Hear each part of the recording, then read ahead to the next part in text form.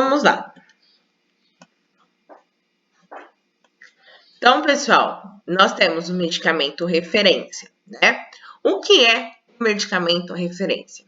Então, o pesquisador, né, lá de uma indústria, ele vai a partir dos reinos que ele tem, então ele procura através do reino, então nós temos 4 reinos, o reino vegetal, o reino animal, o reino sintético e o reino mineral. E aí, a partir desses reinos, né, existentes que ele tem, ele começa a pesquisar substâncias, né? Ele começa a tentar encontrar princípios ativos, né? Então, através dessas substâncias, ele começa a sua pesquisa. Na primeira parte, quando ele encontra uma substância que ele acha que tem um poder ali de princípio ativo, ele envia essa substância para a Anvisa estar liberando a pesquisa, porque todas as pesquisas realizadas, né, no nosso país tem que ser liberado para a Anvisa. Não pode ser liberado, se não pode ser realizada uma pesquisa, caso a Anvisa não tenha liberado. Aí ele manda para a Anvisa. A Anvisa manda novamente aí um decreto falando se ele pode continuar ou não com a pesquisa. Aí a Anvisa permite aí que ele continue com a pesquisa. Quando a Anvisa permite que ele continue com a pesquisa, a gente entra na fase 1, né? A fase 1 são realizados testes em laboratório, que nós chamamos de fase in vitro, né? Então, são realizados vários testes em laboratório para garantir a segurança do paciente, né? E nesses testes vai saber a posologia, a miligrama, a forma farmacêutica, a via de administração, tá? Tudo referente a esse medicamento vai ser descoberto nessa fase. Nessa fase, não sei se vocês viram esses dias, estava passando o vídeo de um coelhinho, o coelhinho Ralph, né? E o coelhinho Ralph, ele veio mostrar que ele fazia parte de testes, né? Testes aí em laboratório para testagem de cosméticos, dermocosméticos, medicamentos. Hoje em dia, no Brasil, ainda é liberado a testagem de princípio ativo em animal.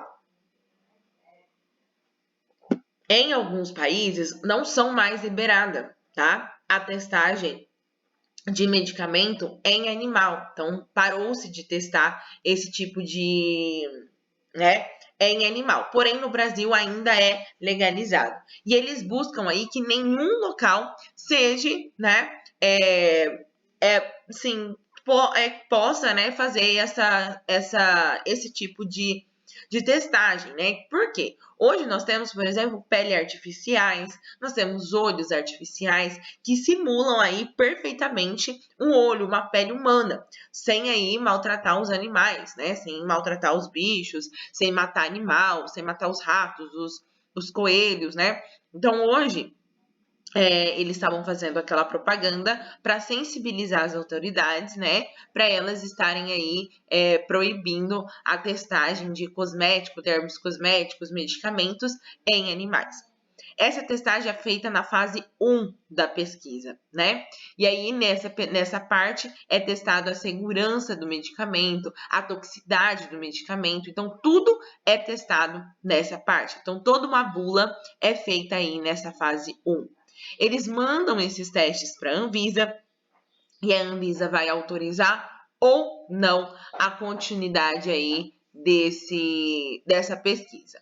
A partir desses relatórios que eles enviaram para a Anvisa determinou, por exemplo, que continue.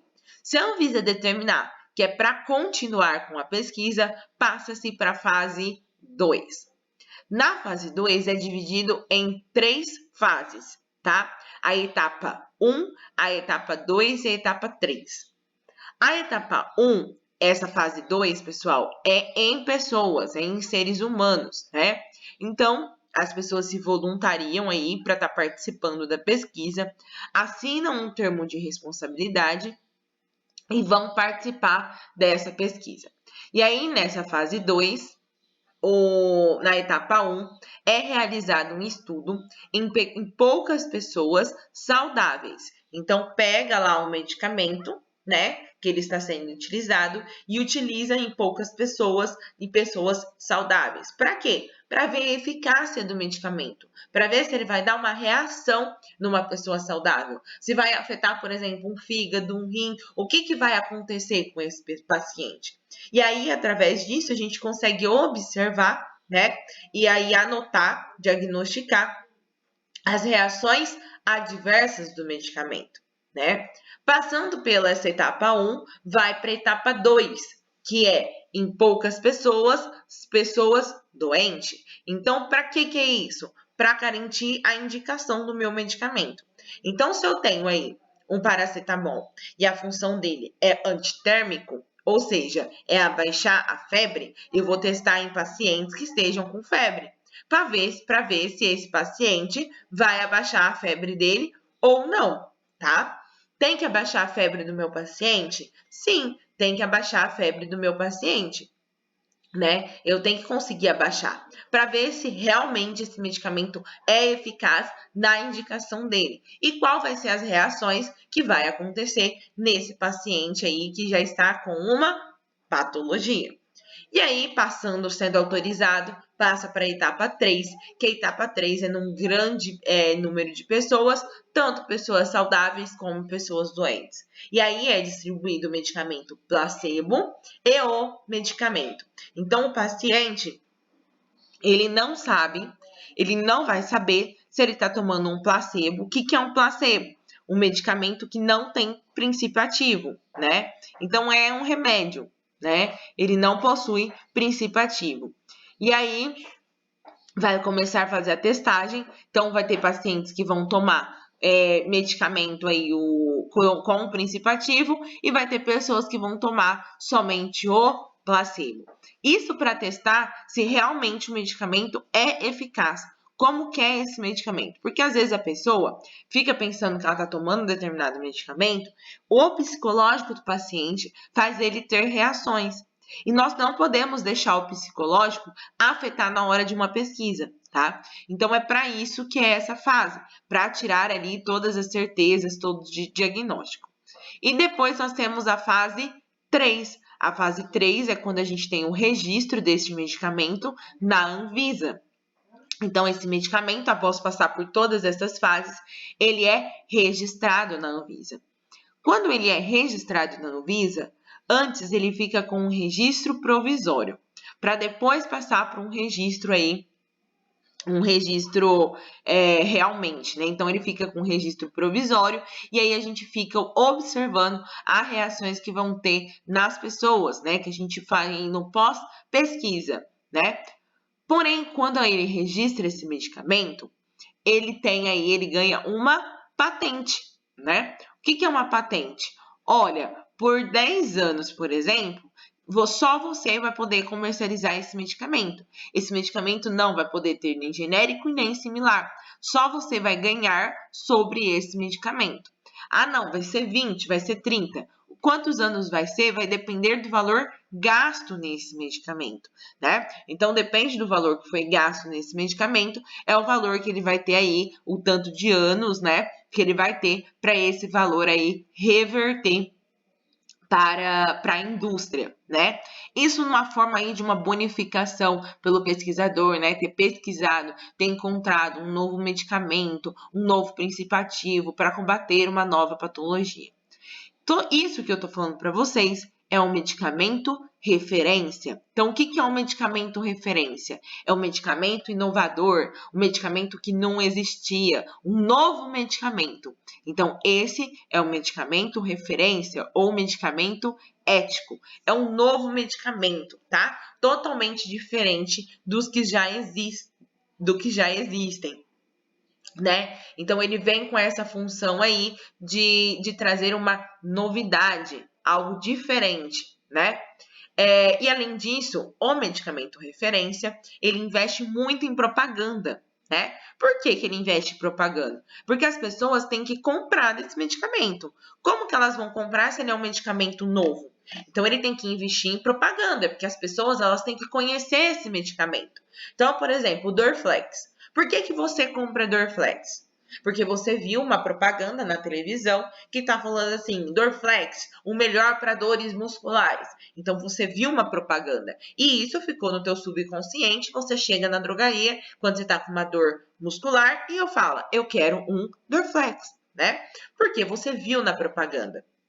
Então, o medicamento referência, ele tem um nome comercial, né? Ele tem um nome fantasia, que a gente chama, um nome comercial, um nome que chama a atenção. E a indústria investe caro em marketing desses produtos, né? Por exemplo, o Buscopan. Ah, o Buscopan lá é para tirar cólica, você tá com cólica, tome Buscopan. Ele investe em propaganda na televisão em horário nobre. Por quê? Porque ele quer que você chegue lá na drogaria, né? E peça o Buscopan, né? Ele quer que você fale o nome do medicamento, ele quer que você fale o nome de Buscopan. Tá com dor de cabeça? Peça a Neosaldina, né?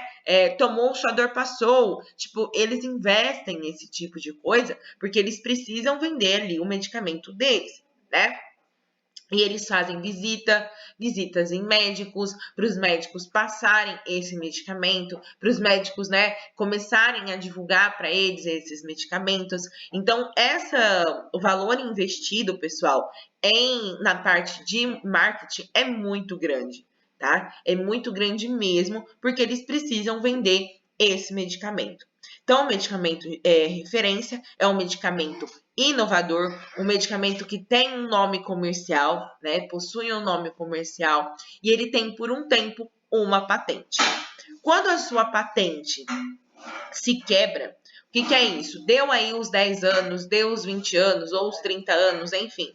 Quebrou a patente, né? Teve uma quebra aí de patente, surge no mercado, né? A Anvisa libera para todas as indústrias farmacêuticas como se fosse uma receita de bolo, né? Então libera a receita desse medicamento para quem quiser produzir esse medicamento, né? Então qualquer indústria aí que tiver interesse na produção pode produzir esse medicamento. Porém, não pode ter o nome lá comercial, por exemplo, de Dorflex. Tem que ter um outro nome, por exemplo, Nevralgex, né? Que é um nome do medicamento similar. E se for no caso do genérico, que a gente vai ver, ele vai ter que ter o nome do princípio ativo, né? Não pode levar o mesmo nome, por uma questão de registro. Porém, ele pode ter a mesma formulação. Então, quebrou-se a patente e aí passou-se a existir, pode existir, além do medicamento referência, um medicamento similar e um medicamento genérico, tá?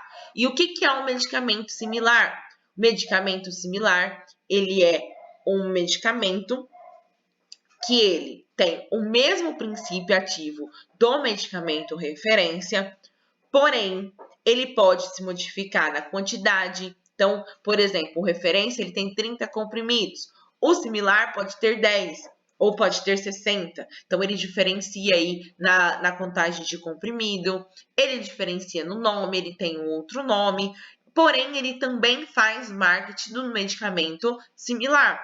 Então, por exemplo, o Anador, pessoal, o Anador ele é um medicamento similar. Porém, a gente pode perceber que ele tem muita propaganda em cima dele e ele é um valor aí do medicamento referência. Até 2014, os medicamentos similares não possuíam teste de bioequivalência. O que é um teste de equivalência? O teste de equivalência ele garante que aquele medicamento tenha a mesma quantidade de miligrama que o medicamento referência. Então, paracetamol 500 miligramas, né? Aí a gente tem o Tilenol e a gente tem o Tilemax. O Tilemax tem que garantir que dentro dele tenha 500 miligramas de paracetamol igual o Tilenol, né? Até 2014, os medicamentos similares, eles não tinham que ter esse teste de bioequivalência, tá? Então, eles iam para o mercado, às vezes o paciente não sabia nem se estava tomando realmente aí a quantidade exata de miligrama, diferente do medicamento genérico, que sempre teve que ter teste de bioequivalência. O medicamento similar não tinha que ter. A partir de 2014 surgiu uma lei e essa lei determinou que todo medicamento similar tem que ter teste de bioequivalência. Então, ele começou aí a fazer testagem, né, de bioequivalência nos medicamentos e hoje mais de 95% dos medicamentos similares têm teste de bioequivalência. Esse outro restante já enviou para a Anvisa, só que está aguardando análise, porque devido à pandemia e tudo mais, foi se parando lá, porque é muita documentação, né? Então foi parando lá na Anvisa e eles ainda têm aí uma porcentagem para serem liberados aí de medicamentos similares que possuem, né, o teste de equivalência, o teste de bioequivalência. Então, pessoal, é muito importante a gente definir aí o que é um medicamento similar. Então, é um produto que possui um nome comercial, né, também ou nome fantasia, tem investimento em propaganda em todos os meios de comunicação, porém só pode ser feito a partir da quebra da patente do medicamento referência, tá? Aí nós temos o medicamento genérico, né? O que é um medicamento genérico? O medicamento genérico, ele é um medicamento que ele não possui nome comercial. Ele é feito pelo nome do princípio ativo, né? Ele não pode ter nome comercial, ele não pode ter propaganda. Por exemplo, a gente pode observar a propaganda de laboratórios, né? Por exemplo, lá que a gente está tendo agora é a Arena Neoquímica, né? Está fazendo propaganda do laboratório Neoquímica. Nós temos propaganda da Eurofarma, propaganda da Medley, ou seja, nós temos propaganda do laboratório e não do medicamento em si. Nós não vemos uma propaganda, por exemplo, do paracetamol, né? Nós vemos aí de medicamentos referência e similar, mas do medicamento genérico não, porque não pode, né? Medicamento genérico não pode ter propaganda, né, de marketing de venda. Porque ele surgiu, né, a partir de 1999, com a Lei 9.787, que garantia que toda a população tivesse acesso ao medicamento né? Por quê? Porque antigamente os medicamentos eram muito caros e as pessoas não tinham esse acesso a esse medicamento. E aí, a partir dessa lei, todo mundo começou a ter acesso ao medicamento. Além disso, em 1998, a gente teve a criação, que a gente vai falar mais para frente, da Política Nacional de Medicamento, né? E essa Política Nacional de Medicamento vem falar isso, vem falar que todo mundo tem que ter acesso à saúde, acesso ao medicamento de qualidade, ao medicamento de eficaz, né? E aí surgiu nessa época aí o medicamento genérico, né? Além disso, o medicamento genérico na caixinha, ele tem que ter uma tarja amarela, um G bem grande escrito genérico. Além disso, é obrigatoriamente que ele tenha também na caixinha o número da lei, Lei 9.787 de 1999, né? Por que ele é obrigatório a ter essa lei? Porque o paciente ele tem que saber sobre essa lei. Ele tem que identificar, a partir da tarja amarela e o nome genérico, que é um medicamento genérico, né? Bruna, e por que varia tanto um medicamento genérico do outro, o valor, né? Devido ao laboratório, tá? Então, devido da onde o laboratório, pede os seus princípios ativos, né? Então, nós temos laboratórios que importam dos Estados Unidos, nós temos laboratório que importa da China, nós temos laboratório que importa da África, depende de onde ele é importado. E aí é o valor final do medicamento. Então, por isso que nós temos diferença em medicamentos genéricos no valor, né? Porém, pessoal, vocês que vão trabalhar aí com o técnico na drogaria, como atendente, vocês vão ver que se vocês ganharem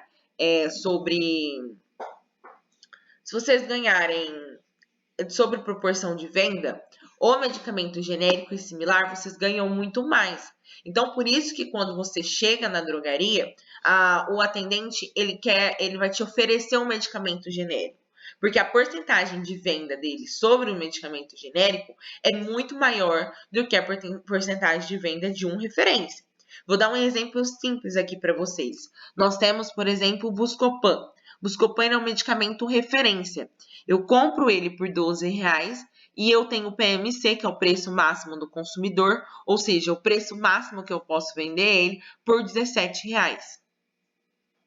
Então, nesse valor aí que eu tenho de lucro, entre aspas, eu tenho que colocar o meu aluguel, eu tenho que colocar meu funcionário, minha água, minha luz. Então, para mim, o valor dele é muito baixo.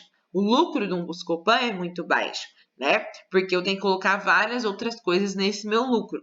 Então, o medicamento genérico, perdão, o medicamento referência, ele quase não dá lucro para a drogaria.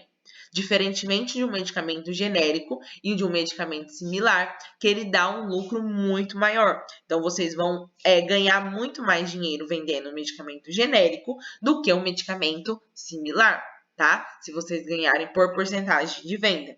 E o proprietário também prefere que vocês vendam medicamento genérico ou medicamento similar, né?